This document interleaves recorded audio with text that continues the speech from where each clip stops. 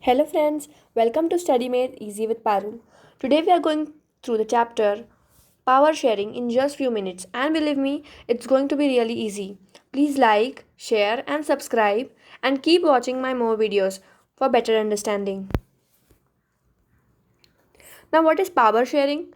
Power sharing is a term used to describe a system of governance in which all major segments of society are provided a power, a share of power, and this system is contrasted with the governments which have coalitions. Power sharing we are going to study mainly in Belgium and Sri Lanka. So Belgium is smaller than Haryana and it has a population over 1 crore. 59% speak Dutch in Belgium while 40% speak French and live in Wallonia region and 1% are German speaking. While in Brussels, that is the capital of Belgium, 80% speak French while 20% speak Dutch. So the problem between them was the minority French was rich and powerful. The majority got the benefit of economic development later. And so what did the Belgium constitution adopt? So in 1970 to 1993, they amended their constitution 4 times. And this was only done so that all the people can stay together in a single country. So there should be equal representation from both the communities in Central Council of Minister.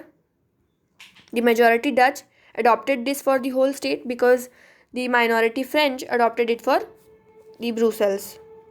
Some special laws require support of majority from both the communities.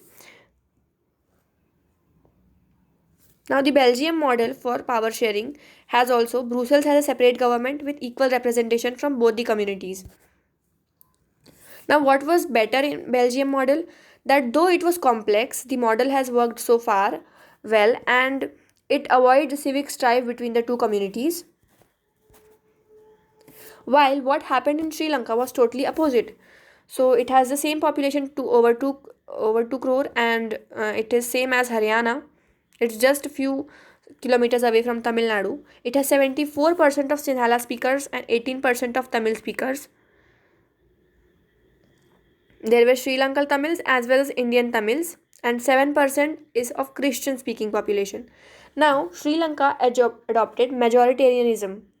So, after independence in 1948, Sri Lanka adopted a series of majoritarian measures to establish Sinhalese supremacy. And in 1956, the act was passed to recognize Sinhala as the only official language. So, slowly, the Sinhala speakers were preferred and for university job positions as well as government jobs. Now this one by one coming major laws for Sinhalese speakers, they made Tamils feel isolated and they felt that the constitution was against them. So Tamil forms group associations and parties to fight for their own rights. The demands of them were repeatedly neglected. The civil war broke out, and this war was the civic strife between the two communities of the same state. Thousands of Tamil families went out of the country as refugees. Now, this shows us that why power sharing is so important in the country for proper administration as well as for the country's unity and accommodate social diversity. So there are two main reasons, that are prudential reasons and moral reasons why power sharing is desirable. So while prudential reasons tells us why power sharing leads to better outcomes, moral reasons state the very emphasis why power sharing is necessary. So prudential reasons are it avoids conflicts between the two major groups and the tyranny of the majority, it brings ruins to both majority as well as minority slowly. While moral reasons are those that it is a very essence and very importance of democracy. It is ideal democracy in which the power is shared. A legitimate government is formed due to power sharing, and people are affected and they have the right to for the power to be shared. Now there are different forms of power sharing. So either horizontal, either vertical, and some other forms also.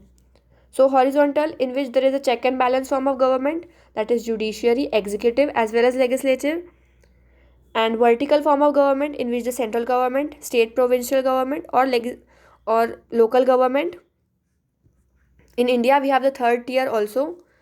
Please refer the video of Federalism 2 for understanding more about power sharing in vertical levels. Now, power sharing among different social groups. So, even STSCs, women's, all these people are also given the rights so that they don't feel isolated. And power sharing among political parties, pressure groups, and movements so that no party or no one has a power forever.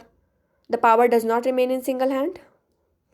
Now, if you like this video, please subscribe, click the bell icon, and keep watching my more videos for making your studies interesting. Thank you.